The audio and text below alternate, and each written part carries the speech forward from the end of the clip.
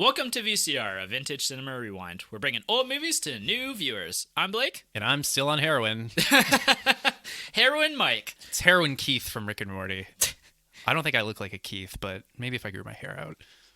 I don't know. You kind of look like a Keith. But anyway. Thanks, man. We're doing Trainspotting, episode 2. We're doing our deep dive into one of my favorite movies of all time. And if you've never seen this movie, I highly recommend going back an episode to the primer episode where you learn all about this movie, who it's for, when to watch it, all that fun stuff, where to check it out. And you're definitely going to want to hear our bit on that because it can be somewhat difficult to find.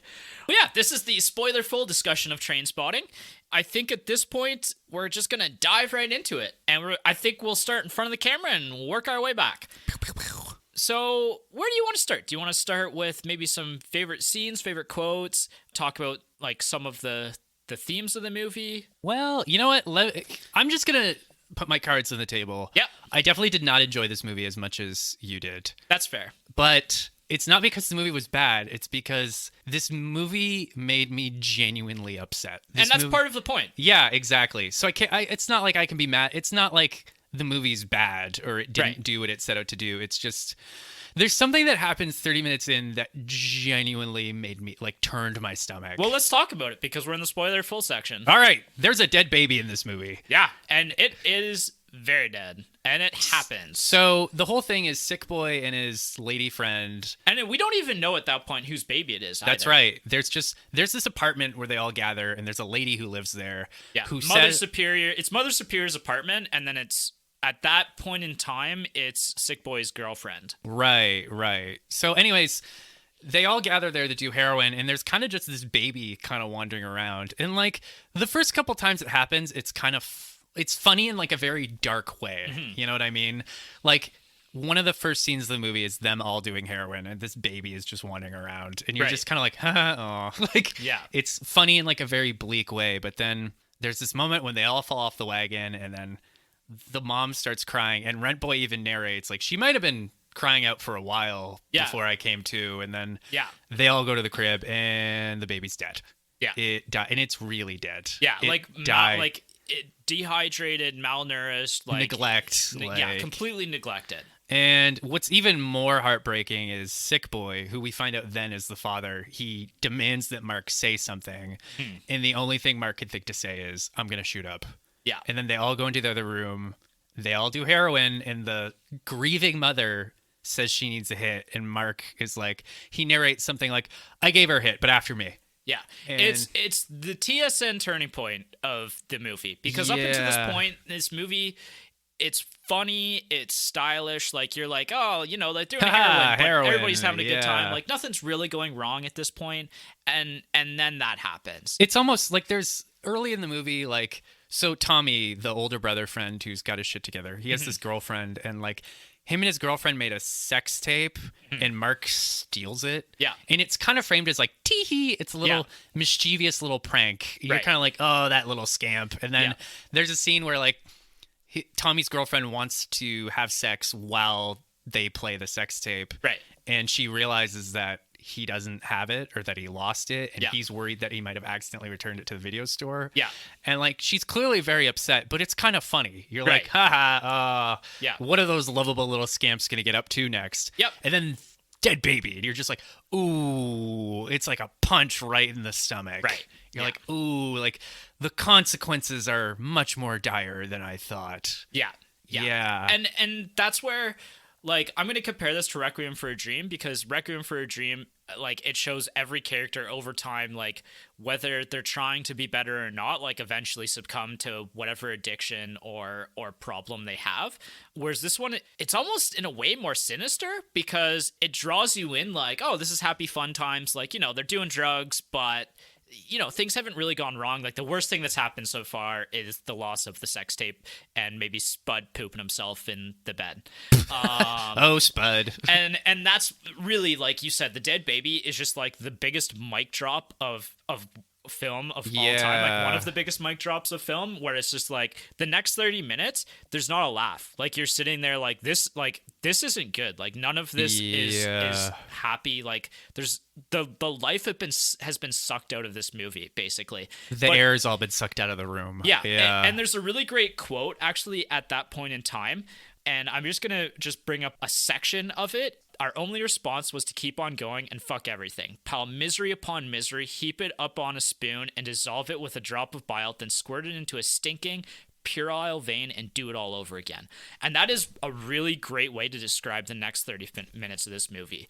Is like, let's watch everything spiral out of control. And on that point, I talked about the whole stealing the sex tape thing from Tommy. It's framed as kind of funny, but then as a result of that, Tommy's girlfriend breaks up with him. Yeah. And as a result of that, Tommy decides he wants to try heroin. Yeah. And as a result of that, he ends up dying of HIV and cat feces. And that's a really interesting part of the movie, because on your first watch, you might have missed it, but there's already some hints in there that Tommy's relationship with his girlfriend is not going well.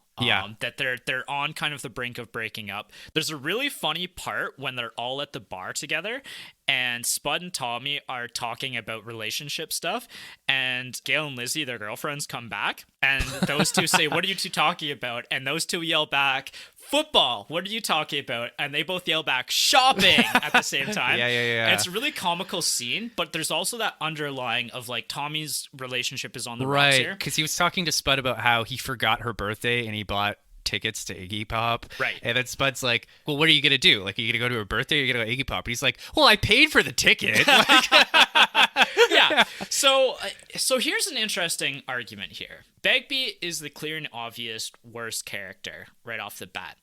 But you could almost make an argument that Mark is almost on the same tier as Begbie, because Mark is really a cause, or one of the causes, of Tommy's untimely death like later in the movie. Yeah, like Tommy says to him, like there's that scene where he says, "I want to try heroin, like I'm an adult," like and Mark's just like, whatever. Well, Mark's too messed up to even try to dissuade him at that point, right? Yeah. And so it's kind of sad, and like I think you could debate either way, because I think that the trajectory of Tommy's relationship was going to end up in at that point. But Tommy's not malicious. He's just a dumb dude in his 20s. Yeah, like, exactly. You know. Yeah, and so that's. You mean Mark? Do you mean Mark or? Well, I guess what I'm trying to say is like, yeah, I see your point. Like Tommy's just kind of a dumb dude in his 20s, and like if he wasn't friends with Mark, he probably would have, been sad for a while, then just bounced back. He would have been fine, but because there's a really great line Tommy says where he's telling that story about Big B flying off the handle, and he says something like, "Well, he's a psycho, but he's a mate. So what are you gonna do?" And I'm like, that's almost the tagline for this movie. Yeah, how the friends you have can just drag you down into oblivion. Yeah, it's very important. Like there's some sort of law out there or psychological thing where it's like you are the combination of your five closest friends. Basically. Yeah, that old cliche, and this movie almost kind of proves it. Like, I mean, again, like I mentioned earlier, it's hard not to like Mark for some reason. Mm-hmm. It's Owen McGregor; he's always likable, but like as the movie goes on, like him stealing that tape is kind of what sets Tommy up for his big dramatic fall. Right. And you could argue that like he was just playing a cheeky little prank, but But like I said, I think their relationship was heading towards that direction anyway. But it did speed things up, and then because of who Mark is and their group of friends is, it led Tommy into a very dark place. Yeah. And Mark himself was too messed up and not in a place to dissuade Tommy from doing drugs. Yeah. Because I think if this had happened 5 years in the future of where these characters are at, Mark would have been like, you shouldn't do this, man. Like, I've been through it. Like, I know where you're at right now, and this is not the answer. Absolutely. Like, yeah, I'm getting like queasy just remembering. Yeah. All right. Well, let's talk about some more lighthearted stuff. Is this the best use? Okay. Sorry. Go ahead. I was going to say, speaking of Mark being a little unlikable, there is that one pretty awkward thing that happens in this movie that we should maybe talk about. Sure.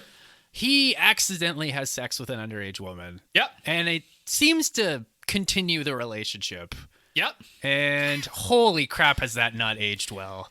No, I mean, so in this situation, she's at the bar. She picks him up. Essentially. And he doesn't know anything at this point, like completely clueless.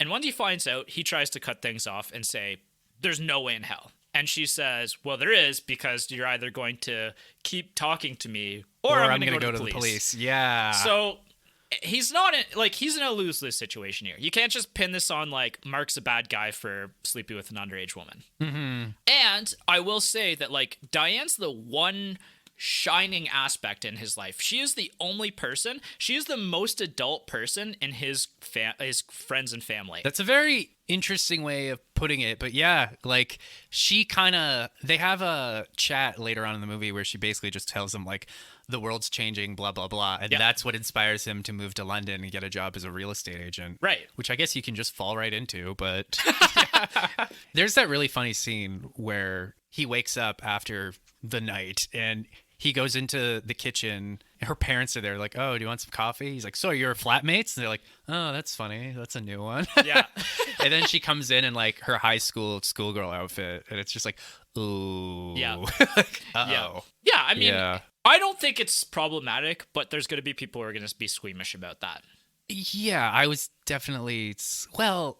I don't think it's problematic in the sense that like, Mark didn't go out of his way to sleep with an underage girl. It's not framed as a good thing. No, obviously like, not. It's not framed as a good thing. But it's not like this movie knows what it's doing with that. Yeah, it's clearly not okay. Yeah.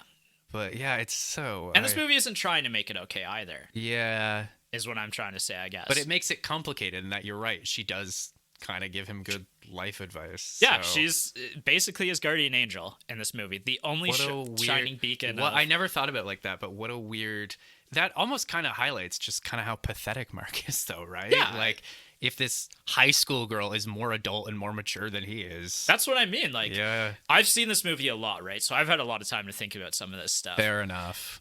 Do you think this is the best use of narration in film? And I'm going to give you, 5 or 6 other movies to compare to. Okay. Goodfellas, Fight Club, Shawshank Redemption, Taxi Driver, American Psycho, Apocalypse Now.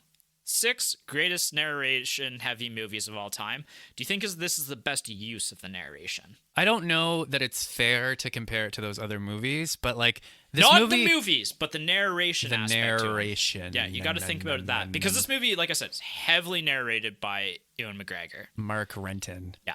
The narration, some of we were talking before we started recording. This is one of the most quotable movies I've ever heard. Yeah. Like, that thing I was just saying, like, he's a psycho, but he's a mate. Or like, there's one quote that when he's first trying to get sober at the start of the movie and he steals some Valium from his mom and he says something like, in her own sad legal way, my mother is also a drug addict. Yep. I was like, all right, fair enough. So. Well, and I mean, the movie starts off with one of the most famous quotes of all time, which is the choose life quote, right? Yeah. Which at the beginning of the movie, it means one thing. It's like spitting in the face of the choose life campaign in the UK, which was like the anti-drug campaign. And I didn't get that. Yeah. Well, it's research that you kind of have to know the background of the UK at the time. But so it's kind of spitting in the face of you could live a boring life or you could have all this exciting time on heroin, and that changes in the end where Mark realizes, you know what, there were consequences to what we did, and maybe this quiet life and the structure of the 9 to 5, maybe there is something there to having a family and being an adult. Yeah, let's talk about the ending, because I watched the movie for the first time last night, and the ending struck me as disingenuous. Let me rephrase. Mark struck me as disingenuous at the end. He steals. So the deal is, him and his friends kind of get some heroin and they sell it to some mobsters, and they all get 16,000 pounds, and they're all going to split it 4 ways. And then at the end, Mark decides to just grab the money and run. Right. And he leaves $4,000 for 4,000 pounds for Spud, because Spud never hurt nobody, his own words. And he runs off and he has this big narration where he basically says, I'm going to do this, I'm going to do this, I'm going to blah, blah, blah, blah, blah. It's something like, I'm going to be just like you. And then he just wanders off, and it's like the camera unfocuses and then it cuts to black. Right. To me, something seems sinister about that ending to me. That's like, interesting because I don't feel the same way because, and here's why I'll say that is because the last 30 minutes of the movie, we see Mark try to go off on his own, try to be a better person, try to be an adult, basically, and try to build that structure in his life. And his friends keep dragging him down. Yeah. Yeah. And his friends keep dragging him down. And he's at the point where he's so burnt out by them because he's like, I'm so close. I'm so close to just being okay. And every time these guys show up, they just cause all this chaos in my life again. And so this final moment here, I mean, at this point in time, we know Begbie's crazy and he's a psychopath. At some point he's going to kill somebody. Right. And Sick Boy they have that scene at the bar where Sick Boy kind of says, like, he goes off to the bathroom and he comes back and he's basically taunts him, like, why didn't you run off with the money? I would have. Yeah. Like, and that's what he says too in the final quote is like, he doesn't feel bad for Sick Boy because if Sick Boy had thought of it first, he would have done it as well. Right. And so that's where, like, for me, it was genuine because it was like, I think he was at the point, he was almost there and his friends dragged him down because his friends knew where he was. That's, you know what? There's that moment when he's in his London apartment, but he's sitting on his bed eating instant ramen and smoking a cigarette, which, I mean, that just smacks of luxury to me. But like, he does have that narration where he admits he's almost content. Yeah. So yeah, that's a fair point. And so yeah, that for me, I'm happy with the ending. I think that it justifies everything.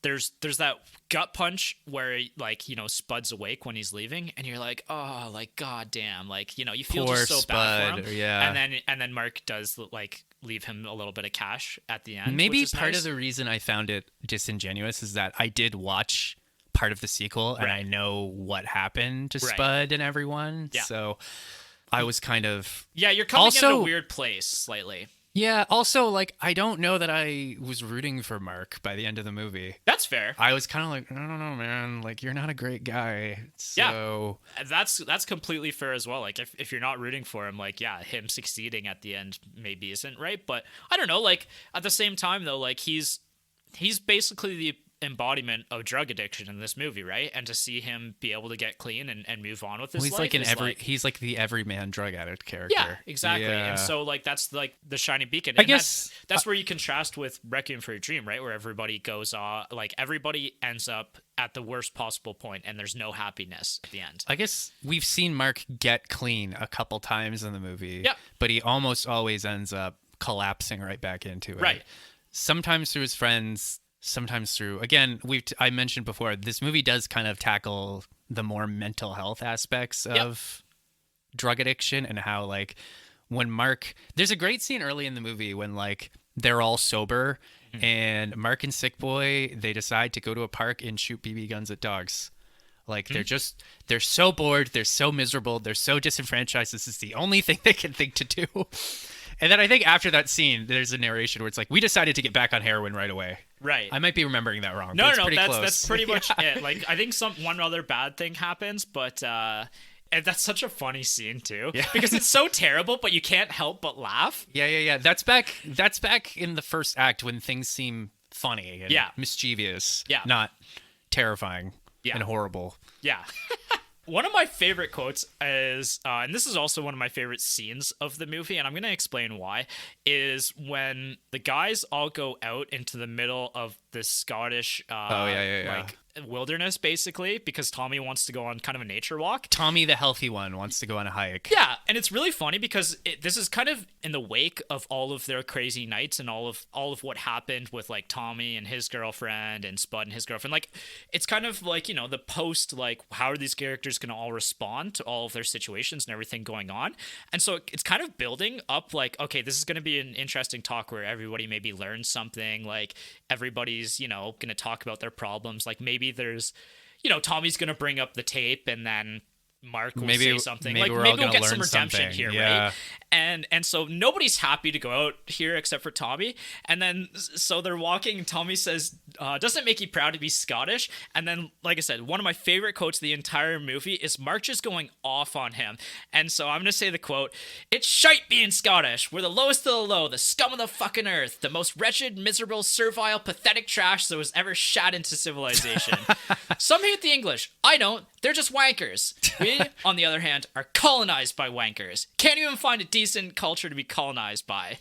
We're ruled by effing arseholes. It's a shit state of affairs to be in, Tommy, and all the fresh air in the world won't make it any fucking difference." And the scene, and everybody just sits there thinking about that for a sec, and they turn and walk away, and end of scene. Yeah.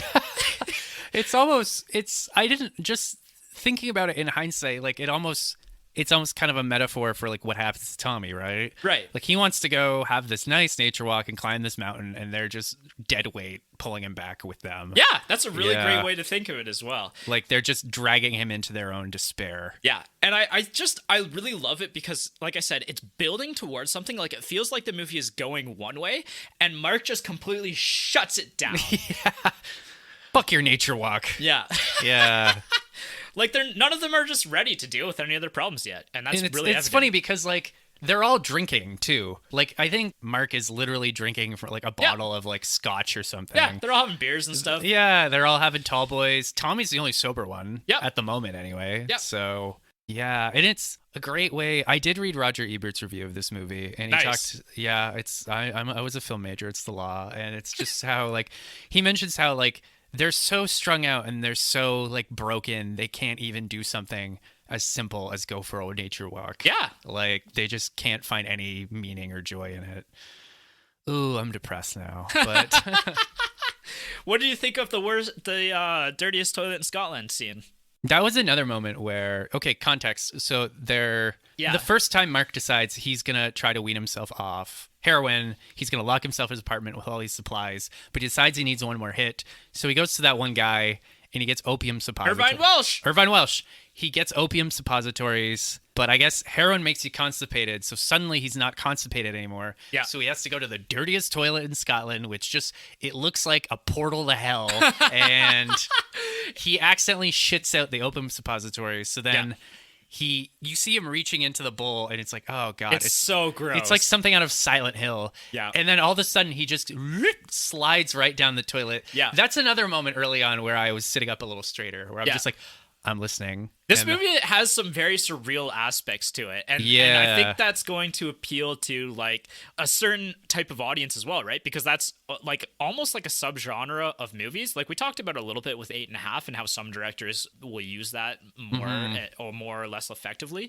And I think that this movie uses those dream like sequences, their surreal aspects really effectively. Because it's only used a couple of times, but every time, in my opinion, it's used really well. The scene where his parents lock him in a bedroom to get him off heroin, and like the walls start expanding, and the music is just like boom, boom, boom, boom. Yeah, and then like he like pulls the sheets up over his head, and Bigby is down there with him, and like the dead baby crawling on the ceiling, like, and the head turns around like The Exorcist. I was genuinely like, I was upset. Like this scene was making me. I wasn't sure whether I should start laughing or start crying or both at the same time. Yeah. So it's very effective. It's so nightmarish. Yeah. And like there's that other scene where he's in the drug dealer's apartment and he ODs, and like he's laying on this like kind of felty, fuzzy red carpet. He gets high on heroin and it just sinks into the carpet. Right. It's this movie, it does dream sequences really, really well. Mm-hmm.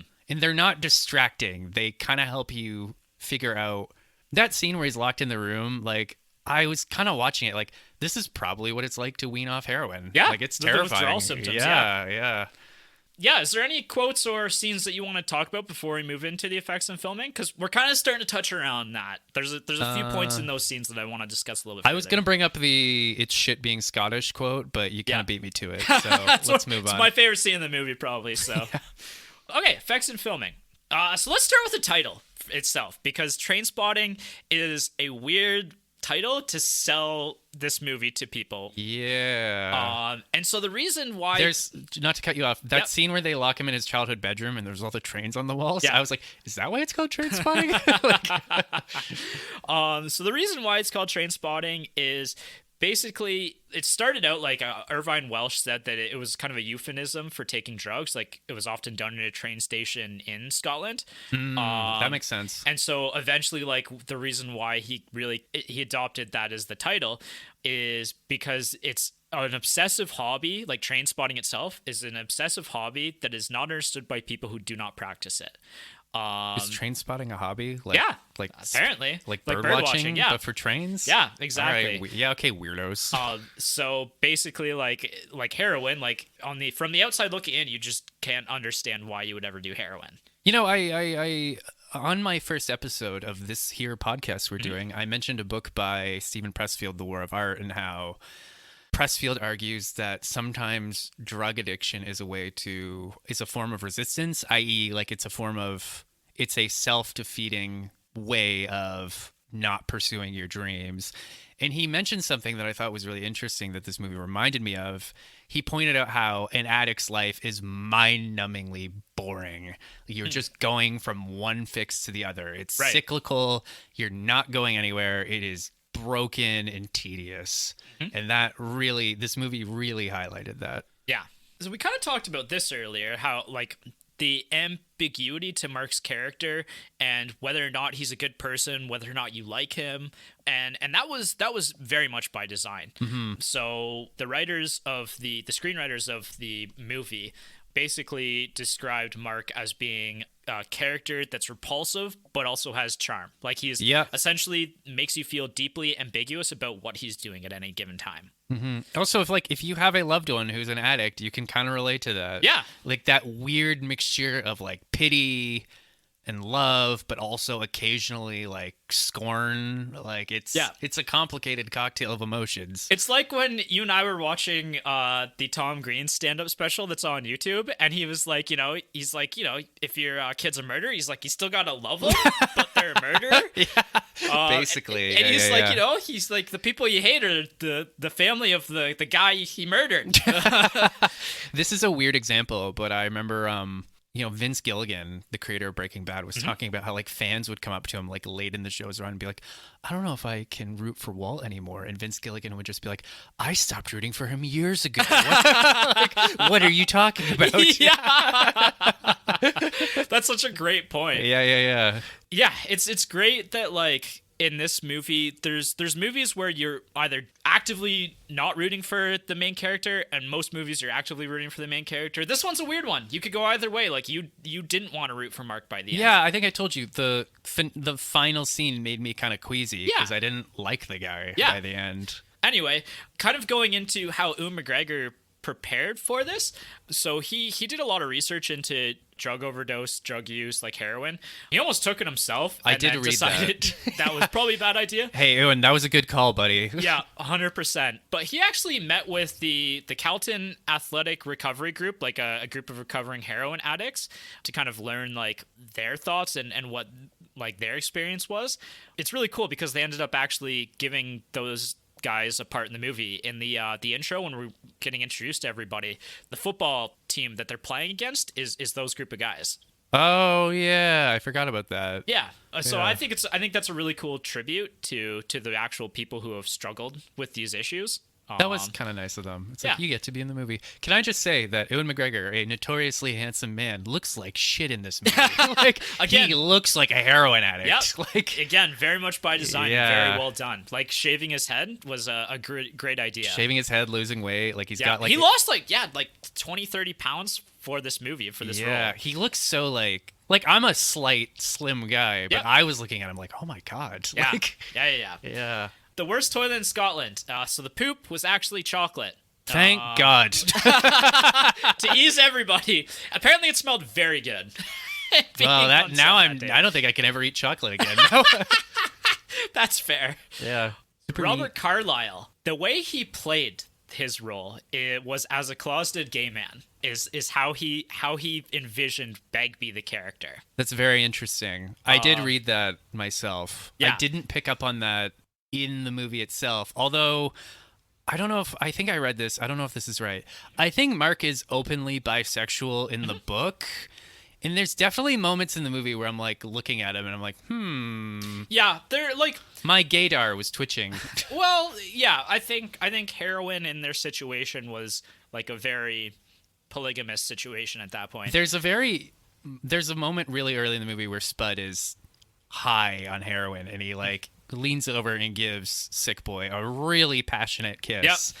Yep. And they kind of just laugh it off. Yeah. It's very interesting. Yeah, but yeah, I think it's really funny. And Irvine also kind of said that he kind of had written that into the novel, that he was kind of ambiguous about his sexuality. I could see it though, like him being the short, angry guy and just trying to bury that really deep down, just making him an angrier person. Well, there's that moment when it's a really quick moment. It almost kind of passed me by when he's in London ruining Mark's life and he hooks up with this lady, but then she turns out to be like a guy or something. Yep. And he's really kind of upset about it. And then Mark is kind of just like, oh, come on, man. Like, what's the big deal? I think he makes a joke. Like, what, are you scared you're going to like it? Yeah. And Big B's really upset about that joke. Yeah. He's like, don't you ever make that joke. Right. So I could see it. The Choose Life monologue at the beginning of the film almost didn't end up being at the beginning of the movie. Interesting. The original plan was to have it right in the middle of the movie, but Danny Boyle couldn't figure out how he wanted to open the movie, so they ended up moving that at the beginning, which, again, like you said, it really draws you in, like the whole scene and everything going on. I think opening it at any other place would have been a mistake. Yeah, I agree.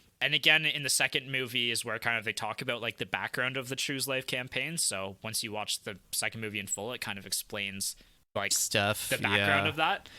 When it was originally released in the US, they actually dubbed over some of the lines in the first 20 minutes. Basically, each of the cast members kind of redubbed their lines, kind of easing up on the Scottish accents a little bit so that you could kind of ease into it. I definitely watched this movie with captions on. I mean, I've seen it so many times that I know pretty much every line in the movie, so it doesn't bother me necessarily. But yeah, there's going to be some people that are going to want to watch subtitles on this one. Yeah, Bill Hader has a great bit about watching British crime movies. Like how they're just like, and then suddenly they're on a plane. You're like, wait, what? Like, Irish accents, I hear crystal clearly. Scottish was like so, but like I said, I've seen this movie a bunch of times. British accents, some of them are hit or miss for me. I really struggle with some of those. Yeah, what was that Irish movie you and I just watched on New Year's Eve? Colin Farrell. Yeah, Banshees of Inisherin. Yeah, I have to say, I think I'm starting to fall in love with the Irish vernacular. Just like the way of speaking, like how they end sentences with like. Yeah. Like it's a little intoxicating. Yeah, I agree. I like it. I hope some people like our A's as well. I hope so too. We don't have accents though. No. That's what Everybody's got an accent. I know, I'm just being silly. There's a lot of white Canadians that like to pretend we don't have accents. Yeah. We're just speaking properly. The rest of you are getting it wrong. So we talked about this before, but the scene where Mark overdoses and he falls into the floor was a really interesting way that they did that. Is they basically built a platform with a trapdoor, because like I said, this is a very low budget movie, so they kind of like, they obviously didn't have a lot of like ways to use CGI or anything like that, especially time of when this movie came out. So it's just a trapdoor that just lowered him straight down into the floor. So really you gotta effective. Admire the special effects in this movie, because they were doing it all. They were doing it all physically. Yeah. And that, honestly, I prefer it that way. Mm-hmm. Like, use what you have around you, and I think it comes off as more genuine. Agreed. I'm not a stickler for CGI. You know, I mean, I'm not anti CGI, but yeah, you have to kind of admire the. It's like when you watch the original King Kong, you're like, wow, some a-hole had to just move these puppets around. Right? Yeah, exactly. Yeah. And this is going to segue into score really well. In that scene where he's overdosing, they use the song Perfect Day, which is like a great use of that song. I will say, not to cut you off. Yeah. I've said before, I don't normally pay attention to score or music in movies. I did notice the score in this movie. I'm so glad you said that. I was like, ask you that. Like, there were multiple moments I'm like, okay, I'm into it. Yeah, the score is one of the greatest scores of all time in a movie, period, and that's part of what adds to the style of the film. Mm-hmm. There's a lot of Iggy Pop. There's a lot of English punk in the film. There's even some electronic music. So it's kind of a mix between those three, and they use them all and some classic rock as well, but they use them all at certain points of the movie. Like there's certain aspects where they're trying to highlight using different songs. My favorite song was the song Atomic by Sleeper, which is actually a redub or a cover of that song. That's the song they play during the nightclub scene where everything's building up, where it's like Can we talk about how funny that nightclub scene is? Yes. He's not doing heroin anymore, so his libido has returned, and he's just kind of standing there all He's alone. like one of the awkward guys standing on the wall. Yeah. And all his friends are hooking up with girls, and it's just one of those moments I think every guy has had where it just seems like everyone around you is getting laid and you're not. Not that I can relate to that at all, but yeah. And then he hooks up with, what's her name? Damn. That was pretty funny, though, that scene where he's just... By the way, he looks ridiculous in that scene. Like, he's wearing a T-shirt, like, two sizes too small. Jess brought that up, too. Like, that was one of those moments where I'm like, wait, does Mark play for both teams? It's cool if he does, but, like, he's wearing a T-shirt that's too small, like, his midriff is exposed, and then, like... He's just kind of like standing there, like he's got. I'm really censoring myself right now, but it was pretty funny. Yeah, that's one of like. That's also probably one of my favorite scenes of the movie, and it just the way it flows, it's almost like a montage between everything going on with all the different characters, and it's cut very well. Like it's edited extremely well, as well as just being so entertaining, and the music and everything kind of coming together in that one scene. It was really good. Yeah, the album itself for this movie was extraordinarily popular when it came out and sold extremely well. I've listened to the album once since I watched this week, and like I gotta say, it's pretty good listen. Is it? Yeah, okay. It's pretty good listen. And it did so well actually that they released a second album for the movie just after the time it came out, including some songs that they didn't put on the first album from the movie. Interesting. As well as some songs that didn't quite make the cut for the movie, but we're like kind of in the discussion of like these are relevant songs for this movie kind of thing. So kind of cool. Like if you really like the score of this, then there's 2 albums that you can listen to. 2 albums. Yeah, which is really great. One was not enough. Yeah, it's really good music. This is almost my genre of music. Like this movie probably had because of when I watched it has. I don't know that I've ever asked you about your genre of music. Yeah, but I guess now if I really want to know, it's kind of a mixture of like I'm a big rock fan, but I do like electronic music here and there. And like I said, I think this music or this movie did influence my taste in music a little bit because I do listen to a lot of the musicians inspired by a lot of the musicians of this movie because it's a little bit like older musicians. Like Iggy Pop's been around since forever, right? Yeah. But yeah, so the way that it flows through the pop music of the 70s is where basically like those musicians like Iggy Pop are kind of associated with drug use, so that's where they use that while they're doing drugs. And then the 90s Britpop era is they use in other points in the movie, and then there's the techno dance music of the 90s as well, which is kind of flows throughout the movie. So, but funny story here. So a little band known as Oasis, one of the largest British bands of all time, I've heard, was asked to contribute a song to the movie, but Noel Gallagher turned it down because he thought that the movie was about actual train spotters. Shut up. That's really funny. Yeah. And he ended up going to the release of the movie and really enjoying the movie, but at the time when he was asked, he did not understand what was going on at all.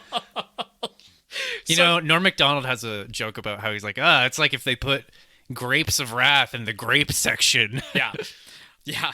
All right, look back at the times. We don't talk about this as much, but there's 2 things I want to talk about here. The movie poster. Really love the movie poster of this one, of all of them, like almost it's like a comical aspect of like them standing in like a line kind of thing. It almost looks like an album cover. Yeah. It's a little bit that because it's almost like a reference to the Beatles or something, but I really, really like it. Tommy's not on it. He's the only one who's not on it because he was off shooting something else while they were doing the photos and he couldn't make it. Sorry, Tommy. Which is also funny enough because he's the only character that actually dies. So funny that he didn't appear on there. The marketing of the film, they actually basically, and this is kind of attributed to why the movie ended up being as successful as it was, is they basically like took from Pulp Fiction's page book about how they would market it. So they just completely flooded the market with like postcards and posters and soundtrack and just like everything. Like they even redid a music video for Lust for Life with Iggy Pop, and Danny Boyle actually directed it himself. So interesting. Yeah. That's a very, I'm spoiler alert for those of you who don't know, I'm working on a book and I'm looking at ways of marketing it. That's really interesting. Yeah. Maybe I'll be just as punk rock and obnoxious about it. Nice. Sequels, prequels, and reboots. Something we've kind of been alluding to for a while now. So it's based on the 1993 novel Trainspotting by Irvine Welsh, who we mentioned is kind of the lesser prominent drug dealer who gives Mark the amphetamines to get through his first kind of withdrawal at the beginning of the movie. How poetic is that the author is the guy inflicting more harm on his own characters? Yeah, love it. Perfect. There's a sequel, book and movie, called T2 Trainspotting, which we also mentioned previously. The second novel of the series is actually called Porno. That's right. I really enjoyed the second film. I have nothing bad to say to it. If you liked the first movie, you're going to like the first one because it's very much same pacing, same characters, same comical situations. There's like also this darkness to it. Like it's a really good movie. I highly recommend it to people who like this one. I enjoyed the first half of it. You probably enjoy it more when you probably understand the context. had to double back and watch the first movie for real. Yeah, for sure. There's actually a third prequel novel that Irvine Welsh wrote as well, because he's a pretty prominent writer. Yeah, Skag Boys, right? Skag Boys, yeah. So it kind of goes into the story of the characters. And on that note as well, like Trainspotting itself, the original book actually has quite a few other characters that we don't meet in the movie. Yeah, there's like two extras that just didn't show up in the movie. Yeah, they kind of consolidated some characters because Trainspotting, the book was... There's a lot more story. There's a lot more plot points. It's a little bit more kind of all over the place than the movie, and they wanted to tell like a little bit more of a succinct story, I think, which I think was the correct move in that situation. Of course. But little lesser known fact here: the Danny Boyle's first film is a movie called Shallow Grave, which also stars Ewan McGregor, and is why Ewan McGregor got this part.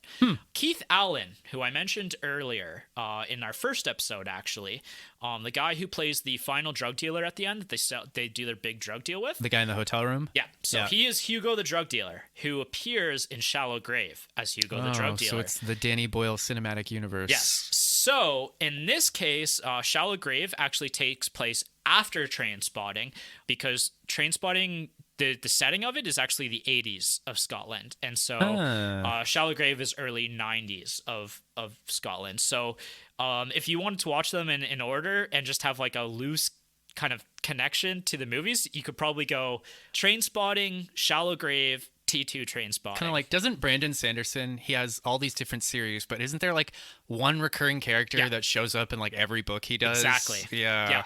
So it's kind of similar to that, which is kind of neat. So yeah, I haven't seen it myself, but it's definitely on my list now to check out. Yeah, definitely. That guy was good. Like, he was only in it for like one scene, but like he had a very, very menacing professional aura, you know? So legacy of the movie. So the film is referenced in several other important films that follow it, and they're movies that we've talked about already on this podcast. So Fight Club and Requiem for a Dream both have direct references to this movie within them. You know, it's funny. We've talked about before how when a movie becomes iconic, it starts getting parodied. And the scene where Renton is locked in his bedroom and like trying to get off heroin. Family Guy made fun of that scene. Oh yeah. When Stewie's trying to get off pancakes, and they actually show. They show another Stewie crawling on the ceiling, just like the baby. And it's really surreal to be like, oh, I've seen this scene in Family Guy. Yeah. You're like, this movie is making fun of Family Guy. You're like, no, wait, Family Guy is making fun of this movie. Yeah, like this movie has been referenced and parodied like literally dozens of times, like closing in on 100 times in TV shows since. Like, there's a chance if you haven't seen this movie and this is your first watch that you'll know a scene or two from a parody or a reference. In and movie. it's something to be said when like a movie becomes so famous that like I kind of went in knowing, oh, it's the Scottish heroin movie, right? Yeah, for sure. But it's similar to Jaws, I would say, like where, you know, there's a reason why it was parodied and referenced so many times, and there's nothing like getting that first watch in of a movie like this or Jaws. Like your first hit of heroin. Yeah, exactly. Yeah, exactly. Let's talk personal reviews of Partner Factor. So I'll go first since it's very obvious this was my choice of movies. I love this movie. It's one of my all-time favorites. Like we said in the first episode, like it kind of slots into the genre of some of my other favorite movies with Pulp Fiction and Snatch and even Fight Club. Can I guess Jess's review? You can in a minute. Okay. I want to finish mine's kind of rounded out. So it's a movie that I actually return to semi-frequently for a movie that's like, it's kind of a black comedy. Like I'm a fan of black comedy, I guess. Me too. And darkness. And so I probably watch this one like once every 3 to 5 years. And part of it is McGregor's performance that I think is really great. And this was what I was going to actually come back to earlier and I forgot, is the narration aspect and whether or not this is one of the greatest narration films of all time. I think Ewan McGregor is maybe one of the best film narrators of all time because you can really hear the emotion in his voice while he's narrating. Recently, movie that we watched was Platoon with Charlie Sheen. Yeah, Charlie Sheen. And think of the contrast between those two narrators. Like there are times when you can hear like the joy in Ewan McGregor's voice or the devoidness of joy, the anger, the self-loathing, the emptiness. The emptiness. All of that is there, and Ewan McGregor really sells it. And I think Ewan McGregor is somebody who would make a really great voice actor because he knows how to add that kind of emotion into his voice, whereas I think with Charlie Sheen there was nothing of that there in his. I mean, God, it's not even fair to compare. Ewan McGregor is in a league all on his own. Yeah. And sorry, Charlie. Another actual movie that I didn't mention in my narration top list was Dances with Wolves. I watched that very recently. Never seen it. Oh, what's his name? Oh, Dances with Wolves. Do you mean Avatar on Earth? Yeah. Kevin Costner. I think that Kevin Costner also was more similar to Charlie Sheen in that it felt like he was reading lines and we weren't hearing the inside of the character's mind as much. I loved Kevin Costner in Better Call Saul. That took you a second. All right, I'm sorry, but yeah. So that's where I sit with his narration. I think it's great. I've always empathized with Spud. Like that heartbreaking scene where he's awake and he sees Ewan McGregor. It's almost him. like you kind of get the sense that like these 4 people, they're bound together more by obligation and familiarity than actual friendship and love, but like you kind of get the sense that Ewan McGregor or Mark and Spud are the only 2 guys who genuinely care about each other. Yeah, I think Spud is somebody who does genuinely care about everyone. Like I think maybe Spud the glue that holds it all together, their friend group, like the heart of the group. Yeah. Well, it's interesting. There's that scene at the bar, that really fantastic scene at the bar towards the climax where Mark kind of like looks over at Spud and says, "Let's just take the money and go. Yeah, come on, let's get out of here." And Spud's like, no, like I don't want to do that. Yeah, like blah blah blah blah. But like you almost get, for me it was like, is it for what's holding Spud back? Is it loyalty or is it fear? Yeah, and maybe a mixture of both. It's probably a mixture of both. At the same time, Spud has the chance to call Mark out to stop him from running away with the money, and he doesn't. Yeah. And that's probably a little bit fear, because if Bagby had woken up in that moment, he would have killed Mark. Exactly, but is that fear motivated by love? Like, I don't want to see Mark get hurt. Yeah. It could be a little of both. So. Yeah, that's fair. Yeah, so to round out my review, I love the group of friends, like, and just seeing the chaoticness to it, like, and how dysfunctional it is, how maybe they shouldn't be friends anymore, and kind of that aspect of it. I feel like, not to cut you off again, I've been cutting you off a lot today. Maybe it's the heroin, but there's just, it's one of those moments where, like, I feel like we've all had a friendship where, like, you've looked at it. I know, I've had a friendship recently where I've had to look at it from all angles and be like, I don't know that this person is good for me. Right. You know what I mean? Like, I don't know if I want to stay friends with this person. Right. It's not that I hate this person. Spoilers, it was me. Yeah.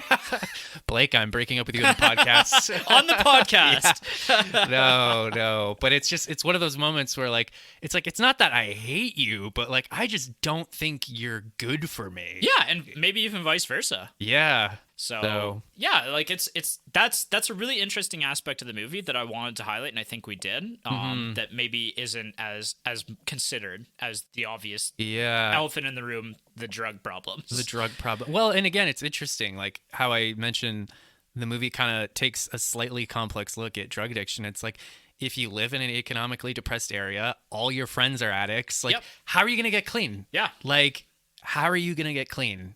Like, you have to have a Diane in your life. Basically. And I think the sequel, what parts of it I saw, does show that, like, the way Mark got clean is he just cut and run. Yep. Like, he cut them all out. He got out of the area. He cut out his friends. And that's how he got clean. Yep.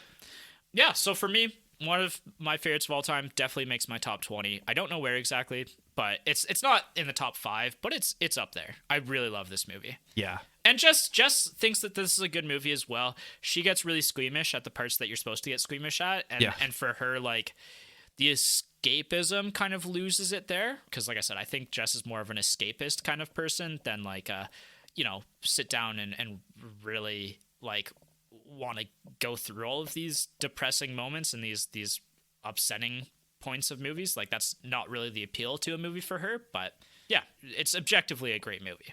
What about you? Let's hear your review.